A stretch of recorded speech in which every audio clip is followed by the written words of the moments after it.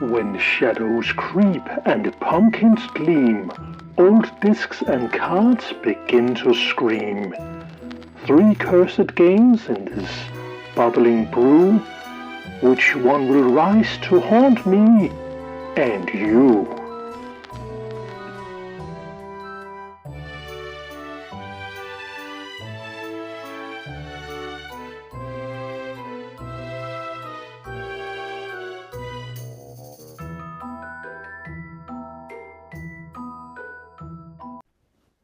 Here's the Famicom version of Dr. Jekyll and Mr. Hyde, a game that has been famously lambasted by the angry video game nerd, and for good reason. It's not a very easy or forgiving game, but it is an interesting one. We are all probably at least vaguely familiar with the classic story of the strange case of Dr. Jekyll and Mr. Hyde, which have seen numerous interpretations, many of whom portray Dr. Jekyll as a noble scientist who creates a potion that can separate good from evil and decides to test it on himself. This isn't quite what the original story was about. The author Robert Louis Stevenson had the fascination of good versus evil motivations of the human mind, and the original story is actually Dr. Jekyll, an evil scientist who creates a potion that can alter his appearance so he can escape the expectation of London's high society and succumb to his basic desires by going out at night and drinking and partying as his alter ego Mr. Hyde. However, as Mr. Hyde, he ends up going completely off the rails once he starts getting a taste for killing, and things eventually escalate to such an extent that Dr. Jekyll becomes overcome with guilt and shame once he figures out that people might be onto him, that he ends up taking his own life. My takeaway from the story is that Dr. Jekyll was always Mr. Hyde, and the potion wasn't really to blame for his altered state of mind, but it was the substance abuse and his lifestyle as Mr. Hyde that caused him to lose all his inhibitions. Most of us probably wouldn't start killing people just because we had a couple of drinks, but some people are just wired differently. And once you get a little bit of this and a little bit of that to feed your schizophrenic tendencies, you might be the one out there curb stomping people just because they walked into you on the street by mistake, just like Mr. Hyde did in the original story. However, all of this barely has anything to do with the Nintendo game. In the game, you play as Dr. Jekyll on his way to his own wedding to marry his girlfriend Millicent, walking left to right through several British landscapes. But as you go, you will constantly be harassed by people, attacked by kids, birds, bees, dogs, cats, rolling barrels, and even some guy leaving bombs in your path for no apparent reason. The frustrations of the game is your very limited options for Dr. Jekyll to defend himself. He can only really jump to avoid enemies, and his cane is only good for smashing bees.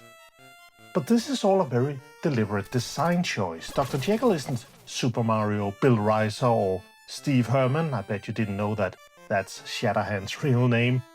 Dr. Jekyll is a gentleman scientist who has to conform to the expectations of London's high society, and as such, his stress meter on screen will build up more and more until it finally snaps and transforms into Mr. Hyde.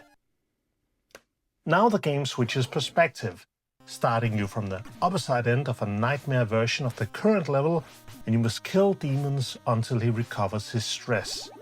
Occasionally the demons will also drop money, and once the stress gauge is filled up again, Dr. Jekyll will wake up in the street where he collapsed. Was the transformation and the demon world all a bad dream? Or was it all a schizophrenic delusional episode? It would explain why Dr. Jekyll suddenly wakes up with money in his pocket that he didn't have when he passed out. Once again, my interpretation of this game is that the potion that supposedly transforms Dr. Jekyll into Mr. Hyde is incidental. Dr. Jekyll isn't a victim of the potion that transformed him. Dr. Jekyll is a victim of living in a society. with everything he experiences throughout the game. He's constantly assaulted by animals, bumped into by people, attacked by wildlife, surrounded by loud noises, and has some maniac constantly leaving bombs out for him. So it's no wonder that he goes crazy. Anyone would, if you push them far enough. And that's what I think that this game is really about. This is a story that is much closer to a movie like Falling Down or Joker, where a man who is just wired differently is simply pushed and pushed and pushed until he pushes back. To get to the real ending of the game, you have to find and defeat the only boss in the game, Letool, whom the manual describes as a mysterious ghost-like demon, but whom I interpret as being Dr. Jekyll's literal inner demon, a manifestation of his stress, because once you defeat him as Mr. Hyde, you wake up as Dr. Jekyll in the streets, and you can simply walk to the end of the level with anyone appearing to harass or attack you. Dr. Jekyll marries Millicent, ready to start a new life, a changed man who is at peace with himself and who doesn't let himself be bothered by society around him anymore, who doesn't lose control and kill. However, as the ending screen appears, we see the silhouette of Mr. Hyde carrying a cross on his shoulder, a reminder that we can never truly escape who we really are. Gentlemen, let me show you something.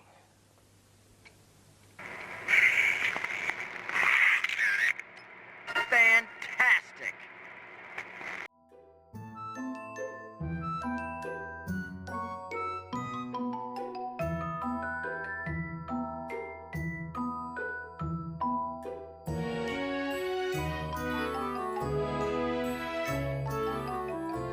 As a kid, I never really dreamt about being a firefighter, and yet there constantly seems to be something drawing me to firefighting games as an adult. Not that I'm interested in playing the boring simulation games, really.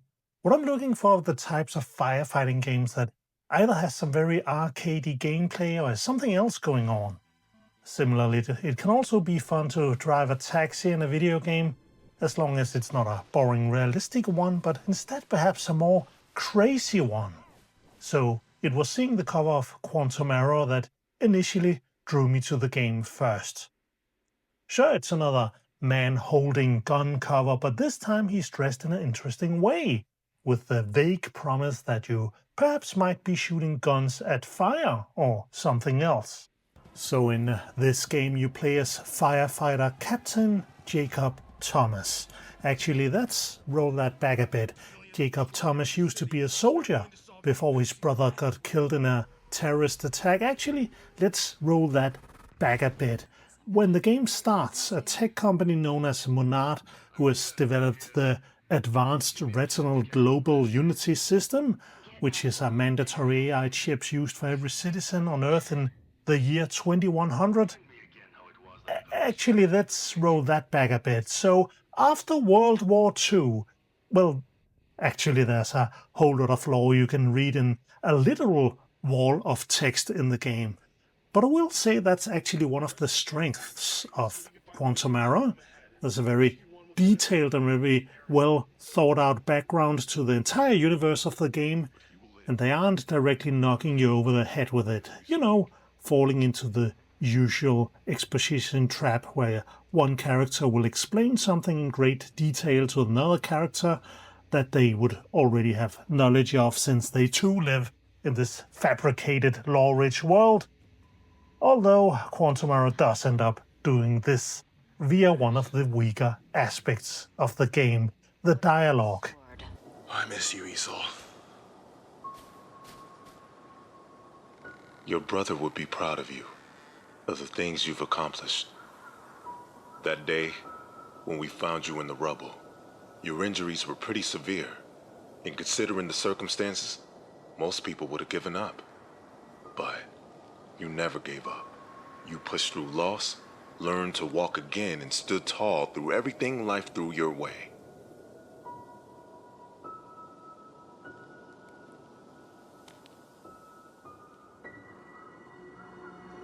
He would be proud, as I too am proud of you. And if you think the dialogue is bad, wait until you see the gameplay.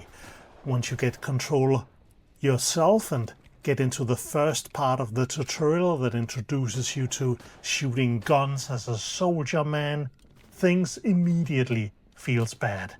Unpleasant aiming, bad enemy AI, and a ridiculous amount of camera jerking around when you take damage. Then you eventually get to the firefighting tutorial where things feel a little ropey as well, but certainly ambitious.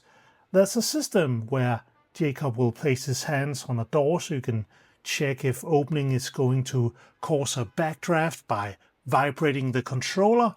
Unfortunately, my controller never vibrated here, so I guess I'll just have to take a chance if it comes up in the actual game. But there's a ton of clever tools and systems to deal with fire and smoke, like crawling along the floor if you don't have a rebreather, or putting your hand on the wall to navigate if you can't see anything. There's even a system where you have to blow into the microphone on the controller to administer CPR, which is something of a gimmick straight out of the Nintendo DS days, but you know, in a fun throwback way. The story takes Jacob to a fire in the Monad Quantum Research Facility, 30 miles off the shore of California, where it turns out that terrorists have struck again. And as the cover promised, you now have to fight fire and shoot guns. Excellent! However, it'll actually take you quite a while to get a gun if you play as the game directs, rather than the way that you probably should be playing. See, I made my way all the way through the first floor of the facility, was faced by this guy shooting me through a door, so I dipped down this corridor, fought some more enemies, and then eventually found an elevator down, where I was presented to this cutscene where Jacob has a pistol, which massively confused me. Anyway, I pushed on, was properly introduced to the cosmic horror elements of the game. This is the whole reason I put it in this Halloween special. And then I got a shotgun. With incredibly limited ammo, I was kind of starting to get frustrated with the pistol that I had missed, so I ascended to the first floor again to look around and eventually completely sequence broke the game. See, you were never actually supposed to be able to take the elevator in the first place. Once you get to the right spot, there will be talk of a backup generator that you needed to activate to get the elevator working again. And this is where Jacob will get into a struggle where he will get the pistol, which was supposed to be his first firearm in the game. Now, doing all this also broke my progress in the game, and I had to go down the elevator, get the cutscene with the previously missing handgun again, get to that other floor to see all the cosmic horror stuff again before I was finally back on track. This isn't just my copy of the game, it seems to be just how the game is, since I've seen several people comment around the net that they don't know where to find the pistol.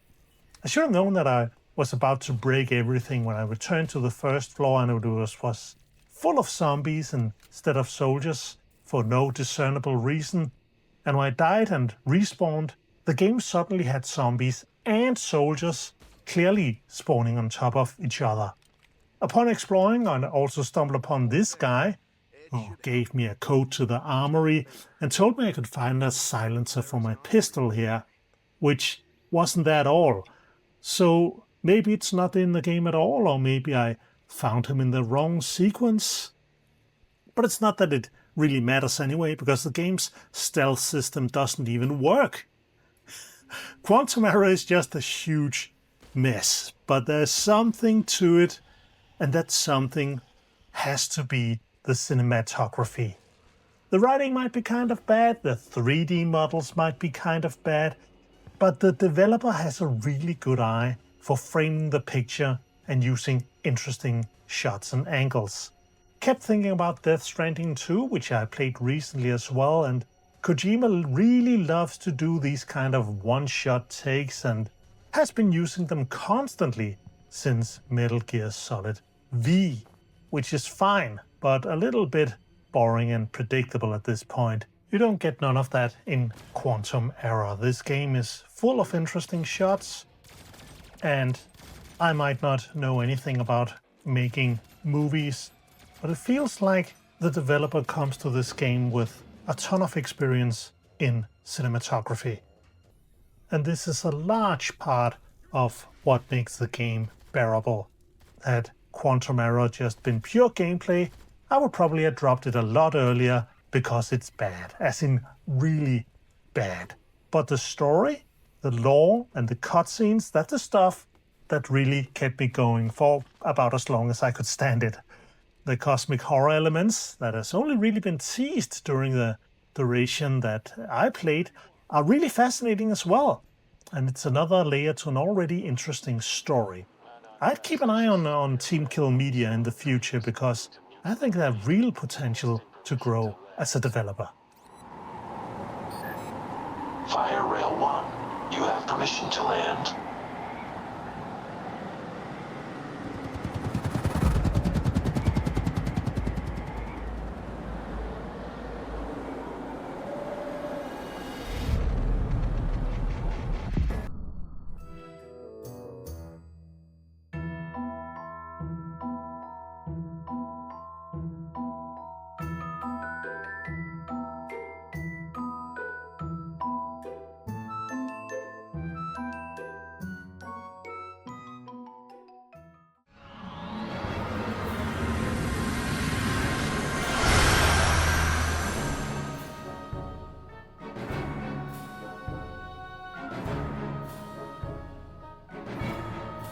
Here's a game that's more tricks than treats. It's Deception 4 on the PlayStation 4. Right now you might be saying to yourself, what do you mean 4? I've never heard about this series before. Well, that's because Tecmo were really cranking them out on the PlayStation 1, with the first 3 games coming out in 96, 98 and 99. Before the series took a break, had an offshoot in 2005 on the PlayStation 2 called Trapped. I call it an offshoot, but it was pretty much the game that was supposed to be Deception 4 until the producer decided that this was going to be the start of a new series, which just never really panned out. Then we fast forward to 2014, where the first version of Deception 4, titled Blood Princess, came out on the PlayStation 3, with an improved version called Nightmare Princess following a year after on the PlayStation 4. And now I'm playing it on a PlayStation 5, so pretty much a series integral to the PlayStation DNA. So what is Deception about? Well, they are puzzle games, where you dispatch enemies by setting up traps for them.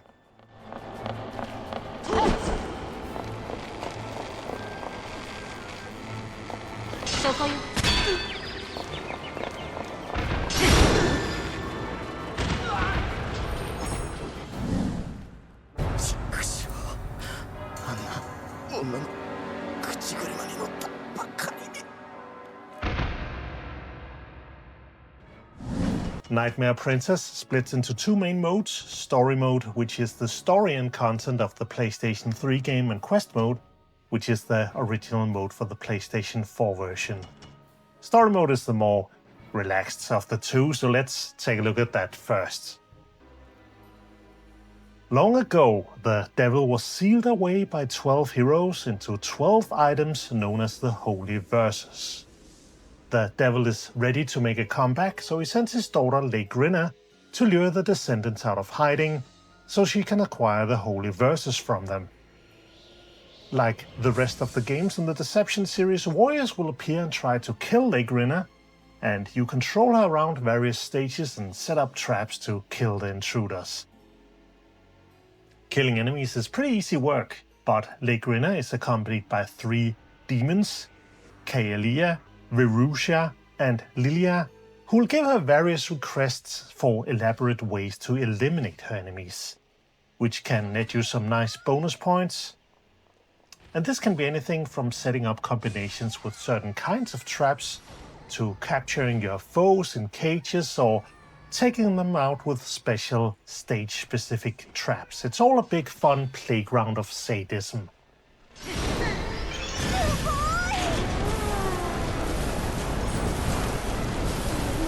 Fulfilling requests and capturing enemies will earn you currency, which can be used to buy new kinds of traps, as well as special moves for Lagrina.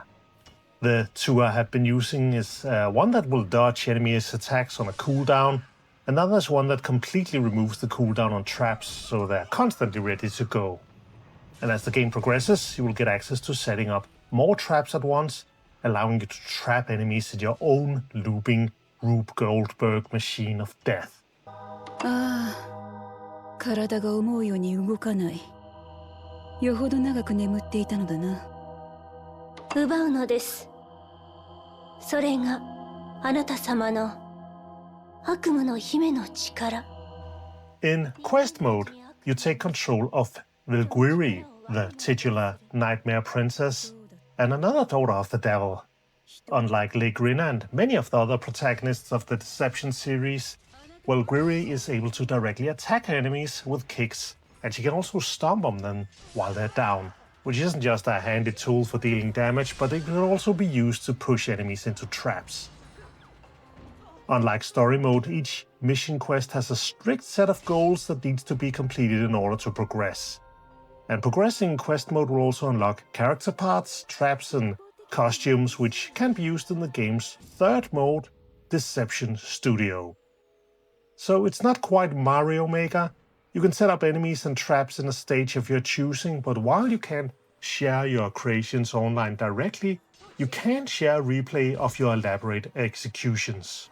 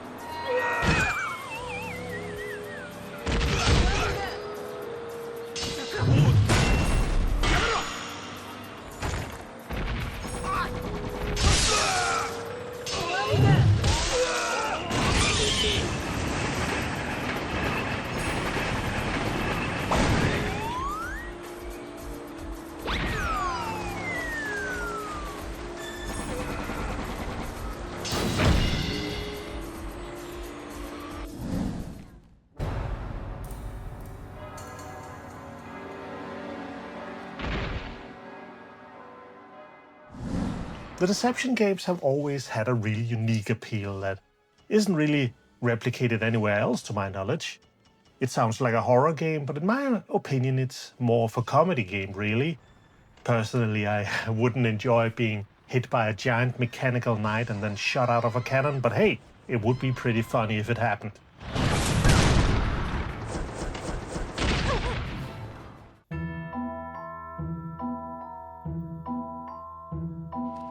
The screens go dark, the fright is through. 3 horrors faced, but more in queue. So till next time, keep brave and bright, and play with ghosts this haunted night.